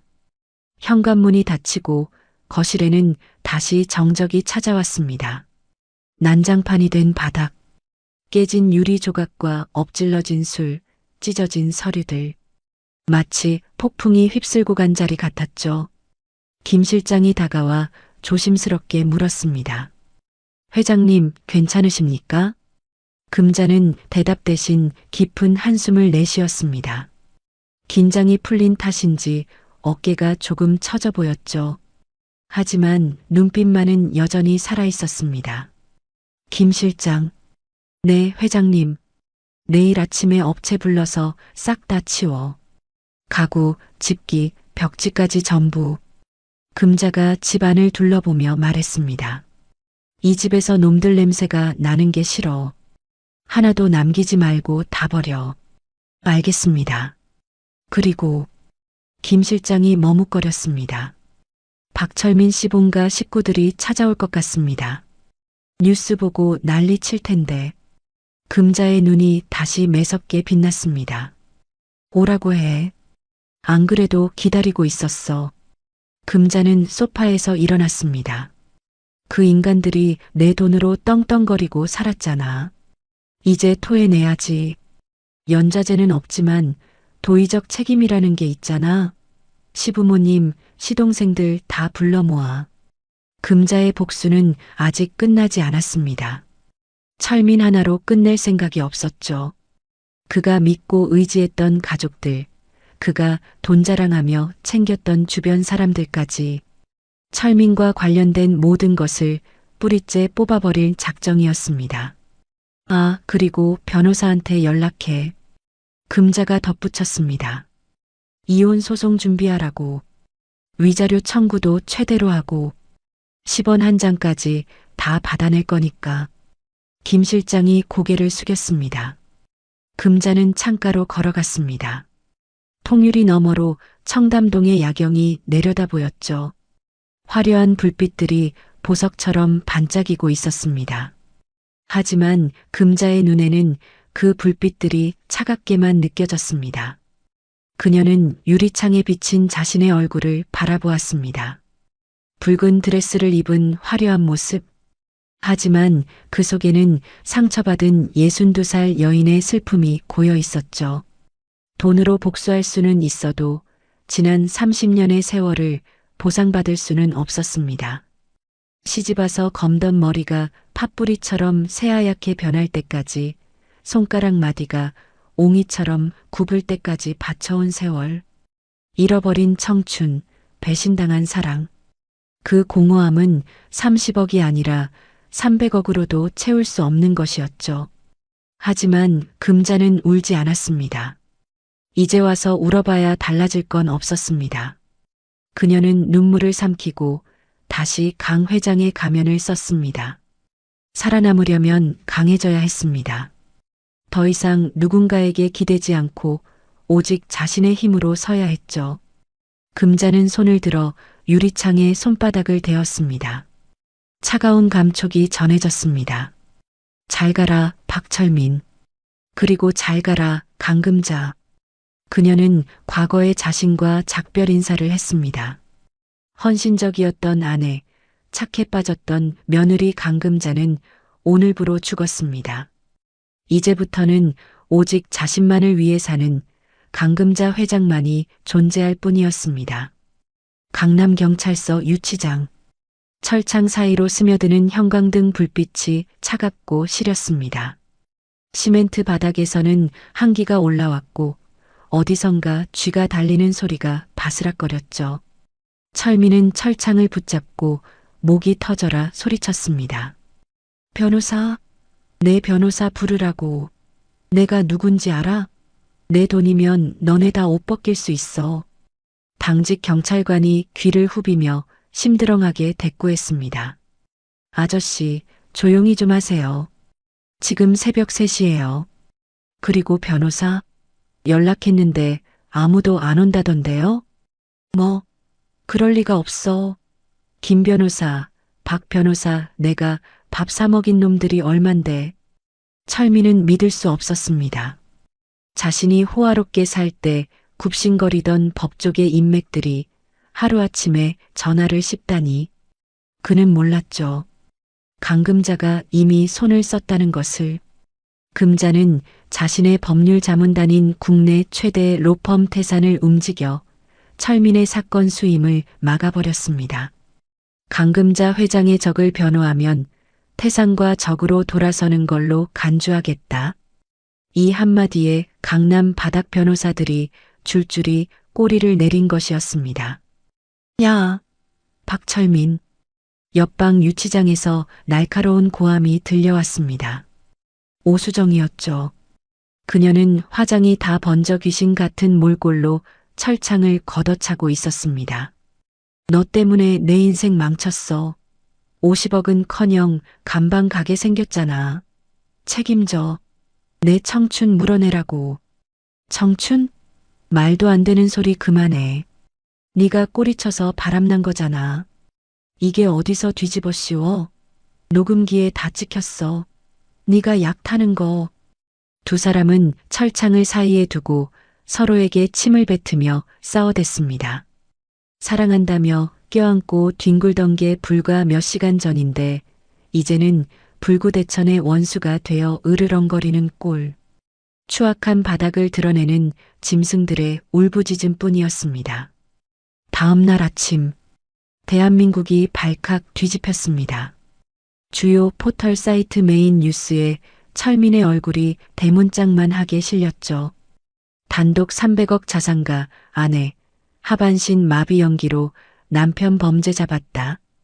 충격 남편 내연녀와 공모해 아내 유기 사망보험금 50억 노려. 속보 현금 마녀 강금자 회장 남편 상대로 30억 대여금 반환 소송 제기. 기사 댓글창은 폭발했습니다. 와, 영화보다 더하네. 할머니 멋지다. 남편 놈 신상 털어라. 저런 놈은 사회에서 매장해야 함. 내연녀도 똑같아. 둘 다 감방에서 썩어라. 철민의 신상은 순식간에 털렸습니다. 그가 운영하던 무역회사 홈페이지는 마비됐고 사무실 앞에는 계란을 던지는 시민들이 몰려들었죠. 철민의 본가도 난리가 났습니다. 시골에 사는 80대 노모와 동생들은 기자들에게 둘러싸여 집 밖으로 나오지도 못했습니다. 금자는 리무진 안에서 태블릿 PC로 뉴스를 보고 있었습니다. 화면 속에서 철민의 동생이 기자들에게 삿대질하는 모습이 나왔죠. 우리 형님 그런 사람 아닙니다. 그 형수 독해서 모함하는 겁니다. 금자가 혀를 찼습니다. 쯧쯧. 아직도 정신 못 차렸네. 시동생 놈, 내가 해준 가게 보증금이나 갚고 큰 소리 치지. 회장님, 시댁 식구들이 로펌 앞으로 찾아왔습니다. 만나시겠습니까? 김 실장이 물었습니다. 아니, 만날 가치도 없어. 김 변호사 내보내. 가서 전해. 보증금 반환 소송 걸기 전에 조용히 찌그러져 있으라고. 안 그러면 시골 땅까지 가압류 들어간다고. 금자는 자비가 없었습니다. 철민이 훔쳐간 돈의 일부는 시댁 식구들의 뒷바라지에도 들어갔습니다. 시동생 사업 자금, 시조카 유학비, 시어머니 병원비 다 금자의 주머니에서 나온 돈이었죠. 그런데 고마워하기는커녕 아들을 잡아먹는 독한 며느리 취급이라니. 이제 그 독한 맛을 제대로 보여줄 생각이었습니다. 구치소 접견실. 철민은 퀭한 눈으로 앉아 있었습니다. 하루 만에 10년은 늙은 것 같았죠. 광대뼈가 튀어나오고 눈 밑에는 다크서클이 시커멓게 내려앉아 있었습니다. 면회실 문이 열리고 누군가 들어왔습니다. 철민이 벌떡 일어났습니다. 금자야. 하지만 들어온 건 금자가 아니었습니다. 말끔한 정장을 입은 낯선 남자. 금자의 법률 대리인 로펌 태산의 최 변호사였죠. 누구쇼? 박철민 씨 되십니까? 강금자 회장님 법률 대리인입니다. 최 변호사가 가방에서 서류 뭉치를 꺼내 탁자 위에 툭툭 올려놓았습니다. 이혼 소송 소장입니다. 그리고 위자료 청구서, 30억 대여금, 반환 소송 소장, 사기 및 횡령 고소장아, 너무 많아서 다 옮기도 힘드네요. 철민이 털썩 주저앉았습니다. 금자는 안 왔소? 회장님께서는 당신 얼굴 볼 가치도 없다고 하셨습니다. 그리고 전원을 남기셨습니다. 최 변호사가 안경을 고쳤으며 차갑게 말했습니다. 합의는 없다. 선처도 없다. 감옥에서 죗값 다 치르고 나와도 밖에는 더 큰 지옥이 기다리고 있을 거다. 평생 내 빚 갚다가 죽어라. 철민이 책상을 내리쳤습니다. 쾅! 너무하잖아. 30년 부부인데 어떻게 이렇게까지 해? 너무하다고요? 최 변호사가 코웃음을 쳤습니다. 아내를 산속에 버려 죽이려던 사람이 할 말은 아닌 것 같은데요. 그리고 최 변호사가 몸을 숙여 철민에게 속삭였습니다. 회장님께서 감방 동기들에게 특별 대우 부탁해 놓으셨답니다. 영치금도 한 푼 안 들어갈 테니 안에서 설거지라도 하면서 버티셔야 할 겁니다. 뭐라고? 철민의 얼굴이 사색이 되었습니다. 감옥 안에서의 생활. 돈 없고 백 없는 죄수가 어떤 취급을 받는지 철민도 들어서 알고 있었죠. 게다가 전국구 페륜나무로 찍힌 마당에 정의감 넘치는 다른 죄수들에게 어떤 꼴을 당할지 상상만 해도 끔찍했습니다. 서명하시죠. 이혼 합의서입니다. 이거라도 빨리 처리해야 형량이 조금이라도 줄어들 겁니다. 최 변호사가 볼펜을 내밀었습니다. 철민은 떨리는 손으로 펜을 잡았습니다. 눈앞이 흐려졌죠. 이 종이에 서명하는 순간 그는 강금자의 남편이라는 동아줄을 스스로 끊는 셈이었습니다. 하지만 선택의 여지가 없었습니다. 슥슥 철민이 서명을 마쳤습니다. 펜을 놓자마자 그는 책상에 머리를 박고 오열했습니다. 으흐흑, 내가 미쳤지, 내가 돌았지. 최 변호사는 서류를 챙겨 들고 일어났습니다. 그럼 재판장에서 뵙겠습니다. 아, 수정 씨 재판도 저희가 참관할 겁니다. 두 분이 서로 증언하느라 바쁘시겠네요. 최 변호사가 나가고 철민은 텅 빈 접견실에 홀로 남겨졌습니다. 차가운 시멘트벽, 쇠창살 너머로 들어오는 한 줌의 햇빛. 그것이 이제 그가 볼 수 있는 세상의 전부였죠. 화려했던 청담동 펜트하우스도 고급 외제차도 젊은 내연녀도 모두 신기루처럼 사라졌습니다. 남은 건 정가자, 신용불량자, 페륜나라는 꼬리표뿐이었습니다. 같은 시각, 오수정도 다른 접견실에서 울고 있었습니다. 그녀의 부모님이 찾아와 면회 창구 유리를 두드리며 욕을 퍼붓고 있었죠. 이년아, 네가 미쳤지. 유부남 꼬셔서 감방을 가? 집안 망신이다. 호적 파버릴 거니까 다시는 연락하지 마. 수정은 바닥에 엎드려 빌었습니다. 엄마, 아빠, 잘못했어. 변호사 좀 구해줘. 나 좀 꺼내줘. 하지만 부모님은 매정하게 돌아섰습니다. 수정은 절망했습니다. 젊음과 미모를 무기로 인생 역전을 꿈꿨지만 그 결과는 철저한 고립이었죠. 그녀 역시 철민과 똑같은 지옥에 떨어진 것이었습니다. 금자는 리무진 안에서 그 모든 보고를 받았습니다. 철민 씨 서명 받았습니다. 시댁 식구들도 소송 얘기 나오니 잠잠해졌고요.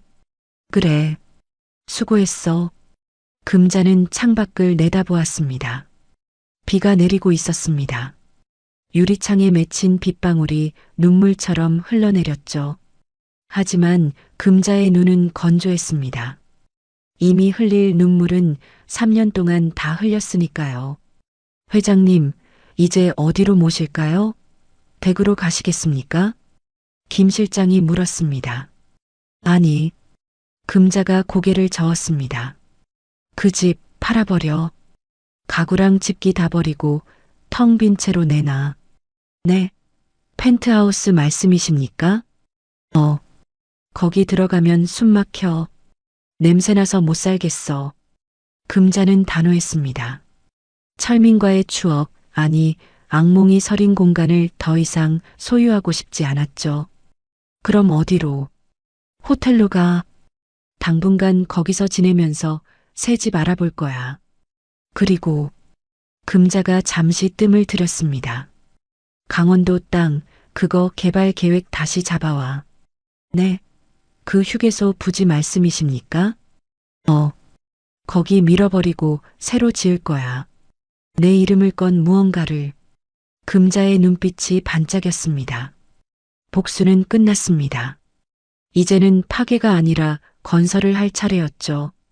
버려졌던 그 땅, 죽음의 문턱이었던 그곳을 희망의 공간으로 바꾸는 것. 그것이 금자가 자신에게 주는 진정한 보상이자 치유가 될 것이라 믿었습니다. 알겠습니다. 준비하겠습니다. 리무진이 빗길을 뚫고 호텔로 향했습니다. 금자는 시트를 뒤로 젖히고 눈을 감았습니다. 오랜만에 편안함이 밀려왔죠. 지긋지긋했던 연극이 끝나고 무대 뒤에서 휴식을 취하는 배우처럼 그녀는 깊은 잠에 빠져들었습니다. 꿈속에서는 더 이상 휠체어를 타지 않았습니다. 두 발로 드넓은 들판을 달리고 있었습니다. 자유롭게, 아주 자유롭게. 뉴스는 일주일 내내 박철민과 오수정의 이야기로 도배되었습니다. 국민 참여 재판 확정. 검찰은 사안의 중대성과 국민적 공분을 고려해 두 사람의 재판을 국민 참여 재판으로 진행하기로 결정했죠. 이는 곧 대한민국 국민들이 배심원이 되어 그들의 죄를 심판한다는 뜻이었습니다. 재판 당일 서울중앙지방법원 앞은 인산인해였습니다. 기자들, 유튜버들, 그리고 분노한 시민들이 몰려들어 법원을 에워싸고 있었죠. 호송버스가 도착하자 계란과 밀가루가 빗발처럼 날아들었습니다. 나쁜 놈아, 마누라 죽이고 잘 살 줄 알았냐? 저런 년은 얼굴을 공개해야 돼. 마스크 벗겨. 철민과 수정은 고개를 푹 숙인 채 교도관들에게 끌려 법정으로 들어갔습니다. 철민은 며칠 사이 반백이 되어버린 머리에 수위가 헐렁할 정도로 살이 빠져 있었죠. 뺨이 푹 꺼지고 광대뼈가 튀어나와 완전히 딴 사람이 되어 있었습니다. 수정 역시 화장기 없는 창백한 얼굴로 덜덜 떨고 있었습니다. 법정 안은 긴장감이 팽팽하게 감돌았습니다. 방청석은 만석이었고 금자는 제일 앞줄 피해자석에 앉아 있었죠. 그녀는 휠체어가 아닌 단정한 정장 차림으로 꼿꼿하게 앉아 있었습니다. 철민이 입장하다가 금자와 눈이 마주쳤습니다. 그는 흠칫 놀라며 시선을 피했죠. 아내의 눈빛이 너무나 차갑고 당당해서 차마 쳐다볼 수가 없었던 겁니다. 검사가 공소 사실을 낭독했습니다. 살인미수, 유기치상, 사기, 횡령. 죄목이 하나씩 열거될 때마다 방청석에서는 탄식이 쏟아졌습니다. 변호인 측은 심신미약과 우발적 범행을 주장했지만 씨알도 먹히지 않았죠. 금자가 제출한 증거들이 너무나 완벽했으니까요. 피해자 증인 신문을 시작하겠습니다. 재판장의 말에 금자가 증언대에 섰습니다. 그녀는 떨지 않았습니다. 마이크를 잡고 또렷한 목소리로 지난 3년간의 지옥 같았던 시간들을 증언했죠. 남편은 저를 아내로 보지 않았습니다. 돈 나오는 기계, 아니 고장난 기계 취급을 했습니다. 제가 6개월 동안 식물인간인 척 누워있을 때 그들은 제 옆에서 제 죽음을 축하하며 샴페인을 터뜨렸습니다. 금자의 증언이 이어질 때마다 배심원들은 눈물을 훔치거나 주먹을 불끈 쥐었습니다. 철민은 고개를 들지 못했고 수정은 흐느끼기만 했죠. 금자는 마지막으로 판사와 배심원들을 향해 말했습니다. 저는 복수를 원해서 이 자리에 선 게 아닙니다. 정의를 원해서 섰습니다. 돈 때문에 가족을 버리는 일이 다시는 없기를 바라는 마음으로 엄벌을 부탁드립니다. 금자가 고개를 숙이자 방청석에서 박수가 터져 나왔습니다. 판사도 뭉클한 표정으로 금자를 바라보았죠. 결과는 뻔했습니다. 배심원 9명 전원 유죄 판결, 그리고 이어진 판사의 선고. 피고인 박철민에게 징역 15년을, 피고인 오수정에게 징역 7년을 선고한다. 탕, 탕, 탕. 판사 봉소리가 법정을 울렸습니다. 15년. 철민이 65이니 80이 되어서야 세상 밖으로 나올 수 있는 형량이었습니다. 게다가 출소해도 그를 기다리는 건 30억 빚더미뿐. 사실상 무기징역이나 다름없는 판결이었죠. 안 돼. 15년이라니. 판사님, 너무합니다. 철민이 울부짖으며 난동을 부렸지만 교도관들에게 제압당해 끌려나갔습니다. 수정은 그 자리에서 실신해버렸죠. 금자는 그 모습을 끝까지 지켜보았습니다. 속이 후련할 줄 알았는데 의외로 덤덤했습니다. 마치 남의 집 불구경하듯 아무런 감정도 들지 않았죠. 이제 저들과의 인연은 정말로 끝났다는 안도감만이 찾아왔을 뿐. 법원을 나서는 금자에게 기자들이 몰려들었습니다. 회장님, 한 말씀만 해주시죠. 심경이 어떠십니까? 남편분 용서하실 생각 없으십니까? 금자는 선글라스를 끼며 짧게 대답했습니다. 용서는 신이 하는 겁니다. 저는 인간이라서 법대로 했습니다. 그녀는 준비된 리무진에 올라탔습니다. 차창 밖으로 보이는 수많은 카메라 플래시 세례. 금자는 이제 피해자 강금자가 아닌 셀럽 강금자가 되어 있었죠. 하지만 그녀는 그 관심조차 귀찮았습니다. 그저 조용히 쉬고 싶을 뿐이었습니다. 회장님, 어디로 갈까요? 김 실장이 물었습니다.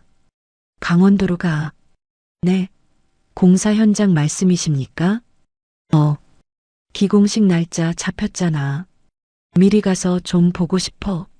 리무진이 서울을 빠져나와 고속도로를 달렸습니다. 차창 밖 풍경이 회색 빌딩 숲에서 초록빛 산으로 바뀌었죠. 금자는 창문을 내리고 바람을 쐬었습니다. 일주일 전 죽음의 공포를 느꼈던 그 칼바람이 아니었습니다. 봄 기운이 섞인 상쾌하고 따뜻한 바람이었죠. 몇 시간 뒤 리무진이 44번 국도 휴게소에 도착했습니다. 1년 전 버려졌던 폐쇄된 주차장은 온데간데 없고 포크레인과 트럭들이 분주하게 움직이는 공사판으로 변해 있었습니다. 소망 재활힐링센터 신축 공사 현장. 현장 펜스에 붙은 조감도에는 휠체어를 탄 노인들이 웃으며 산책하는 그림이 그려져 있었죠. 금자는 차에서 내려 안전모를 썼습니다.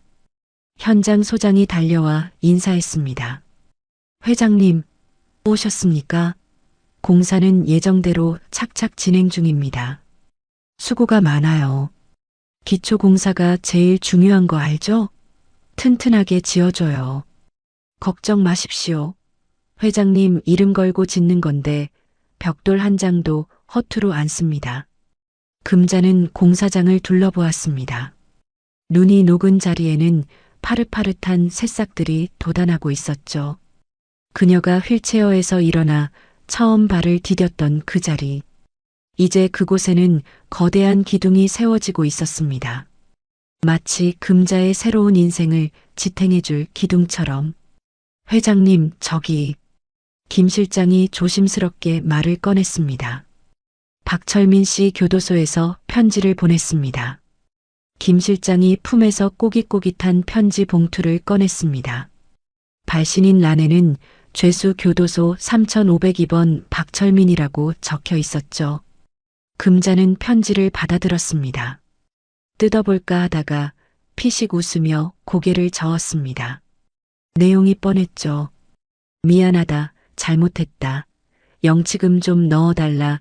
구질구질한 변명과 구걸뿐일 게 분명했습니다. 라이터 줘봐. 금자는 편지를 뜯지도 않고 라이터 불을 켰습니다. 치익. 종이 귀퉁이에 불이 붙었습니다. 노란 불꽃이 편지를 삼키기 시작했죠. 금자는 불타는 편지를 바닥에 던졌습니다. 검은 재가 되어 바람에 날아갈 때까지 그녀는 눈을 떼지 않았습니다. 다 탔네. 금자가 재를 발로 쓱 문질러 껐습니다. 이제 진짜 끝이다. 그녀는 김 실장을 보며 미소 지었습니다. 김 실장, 배고프다. 근처에 막국수 잘하는 집 있나? 네. 저기 읍내에 30년 전통 맛집 있습니다. 가자. 내가 쏠게. 곱빼기로 먹어. 감사합니다. 금자와 김 실장은 웃으며 차로 돌아갔습니다. 과거의 망령을 태워버린 자리에는 희망이라는 이름의 건물이 올라가고 있었습니다. 금자는 더 이상 뒤를 돌아보지 않았습니다. 그녀의 시선은 오직 앞을 완성될 힐링센터와 그곳에서 다시 일어설 사람들을 향하고 있었습니다. 계절이 4번 바뀌었습니다. 그 사이 세상은 박철민이라는 이름을 잊었죠. 뉴스에서도 사람들 입에서도 그 폐륜 범죄는 가십거리로 소비되다 흔적 없이 사라졌습니다. 하지만 그가 남긴 30억 빚은 사라지지 않았고 차가운 감방 바닥도 여전했습니다. 그곳은 세상의 시간이 멈춘 곳이었으니까요. 하지만 강금자의 시간은 그 어느 때보다 빠르게 흘렀습니다. 강원도 44번 국도변. 1년 전 폐쇄되어 을씨년스럽던 휴게소 자리에는 이제 근사한 3층짜리 건물이 들어서 있었죠. 소망 재활 힐링센터. 통유리로 된 건물 외벽이 봄 햇살을 받아 반짝였고 정원에는 형형색색의 꽃들이 만발했습니다. 진달래, 개나리, 목련 죽음의 땅이었던 곳에 생명이 피어난 상황이었죠. 이사장님, 테이프 커팅식 하러 가셔야죠. 센터장 명찰을 단 젊은 여직원이 뛰어왔습니다. 금자는 벤치에 앉아 있다가 일어났습니다. 그녀는 더 이상 휠체어를 타지 않았죠. 지팡이도 없었습니다. 밝은 베이지색 정장에 스카프를 두른 모습이 예전보다 10년은 젊어 보였습니다. 허리는 꼿꼿했고 걸음걸이에는 힘이 넘쳤죠. 그래, 가자. 손님들 기다리시겠다. 금자는 행사장으로 향했습니다. 단상 아래에는 수많은 사람이 모여 있었습니다. 지역 주민들, 금자의 도움을 받은 재활 환자들, 그리고 그녀의 새로운 사업 파트너들, 모두가 금자를 존경과 감사의 눈빛으로 바라보고 있었죠. 누군가의 아내, 누군가의 며느리가 아닌 강금자 이사장으로서 오롯이 서 있는 자리였습니다. 축하드립니다. 정말 훌륭한 일을 하셨습니다. 꽃다발 세례가 이어졌습니다. 금자는 웃으며 화답했죠. 그때 인파 속에서 익숙한 얼굴이 보였습니다. 김 실장이었습니다. 그는 한 손에 서류 봉투를 든 채 금자에게 눈짓을 보냈죠. 식이 끝나고 금자는 사무실로 돌아왔습니다. 김 실장이 서류 봉투를 내밀었습니다. 박철민 씨 이혼 확정 판결문입니다. 그리고 30억 채무에 대한 지급 명령 결정문도 나왔고요. 금자는 서류를 받아들었습니다. 종이 몇 장? 이것으로 30년의 질긴 인연이 법적으로 완전히 끊어졌습니다. 철민은 이제 남남이었고 동시에 금자에게 평생 빚을 갚아야 할 채무자일 뿐이었죠. 교도소 쪽 이야기는 없나? 금자가 무심하게 물었습니다. 안 그래도 교도관에게 연락이 왔습니다. 박철민 씨가 많이 힘들어한다고 합니다. 영치금도 없고 사식도 못 넣어 먹으니 삐쩍 말랐답니다. 같은 방 죄수들이 마누라 버린 놈이라고 왕따 시켜서 설거지 담당만 하고 있다네요. 금자는 픽 웃었습니다. 설거지? 잘 됐네. 집에서는 손에 물 한 방울 안 묻히려고 하더니 늦게나마 살림 배우고 있구만. 그리고 면회 좀 와달라고 매일같이 사정한답니다. 한 번만 보고 싶다고. 금자는 서류 봉투를 서랍 깊숙이 넣었습니다. 보고 싶겠지. 내가 아니라 내 돈이. 그녀는 자리에서 일어나 창가로 갔습니다. 창밖으로 재활 치료를 받는 환자들이 보였죠. 휠체어를 탄 노인이 힘겹게 한 걸음을 떼자 옆에 있던 가족들이 박수를 치며 환호했습니다. 그 모습을 보며 금자의 눈시울이 살짝 붉어졌습니다. 자신도 저랬죠. 한 걸음 떼는 게 세상에서 제일 힘들었던 시절. 그때 자신을 일으켜 세운 건 남편의 사랑이 아니라 배신에 대한 분노였습니다. 하지만 이제는 분노가 아닌 희망으로 걷고 싶었습니다. 김 실장. 네, 이사장님. 나 차 좀 준비해줘. 드라이브 좀 하고 올게. 기사 대기시키겠습니다. 아니, 내가 운전할 거야. 네, 직접요? 김 실장이 놀라 물었습니다. 응, 면허 갱신했어. 이제 내가 가고 싶은 곳은 내 손으로 핸들 잡고 가려고. 금자는 차 키를 받아들고 주차장으로 갔습니다. 반짝이는 은색 SUV가 그녀를 기다리고 있었죠. 철민이 타던 그 칙칙한 검은 차가 아니었습니다. 금자가 직접 고른 세련되고 튼튼한 차였습니다. 운전석에 앉아 시동을 걸었습니다. 부르릉. 엔진 소리가 심장 박동처럼 경쾌하게 울렸습니다. 금자는 선글라스를 끼고 백미러를 보았죠. 거울 속의 여자는 더 이상 슬퍼 보이지 않았습니다. 눈가에 주름은 있었지만 눈빛만은 20살 청춘보다 더 빛나고 있었습니다. 금자는 기어를 넣고 엑셀을 밟았습니다. 차가 부드럽게 주차장을 빠져나갔죠. 44번 국도를 따라 달리는 길 양옆으로 벚꽃이 흐드러지게 피어 있었습니다. 바람이 창문 틈으로 들어와 금자의 은발 머리칼을 간지럽혔습니다. 봄이었습니다. 진짜 봄이 온 것이었죠. 금자는 라디오 볼륨을 높였습니다. 신나는 팝송이 흘러나왔죠. 그녀는 흥얼거리며 핸들을 두드렸습니다. 좋다. 딱 좋아. 금자는 혼잣말을 하며 속도를 높였습니다. 그녀가 가는 길에는 더 이상 눈보라도 배신도 없었습니다. 오직 그녀가 선택한 길, 그녀가 만들어갈 새로운 인생만이 펼쳐져 있을 뿐이었습니다. 금자의 차가 봄 햇살 속으로 멀어져 갔습니다. 눈이 녹은 자리에는 그 어느 때보다 단단하고 아름다운 꽃이 피어나고 있었습니다. 오늘 금자 씨의 사연 어떠셨나요? 답답했던 가슴이 뻥 뚫리셨다면, 그리고 금자 씨의 새로운 봄날을 응원하고 싶으시다면 구독과 좋아요 한 번씩 꾹 눌러주세요. 여러분이 눌러주시는 좋아요 하나가 누군가의 춥고 외로운 겨울을 녹이는 따뜻한 봄 햇살이 됩니다. 저는 다음에도 가슴 찡하고 속 시원한 이야기로 다시 찾아오겠습니다. 지금까지 여러분의 품격을 높여드리는 인생사연지의 명품 드라마였습니다. 감사합니다.